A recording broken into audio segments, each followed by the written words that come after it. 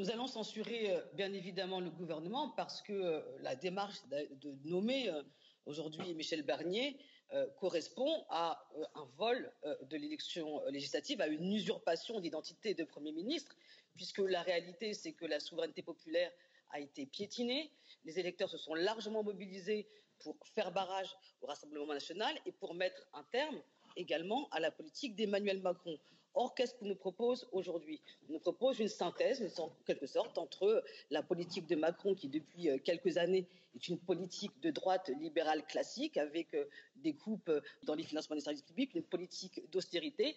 Et puis, dans le même temps, Michel Barnier, c'est l'homme qui, il y a 2 ans, reprenait les marqueurs essentiels du Rassemblement national. Et d'ailleurs, on le voit, les réactions à la fois de Marion Maréchal et de Marine Le Pen sont parlantes.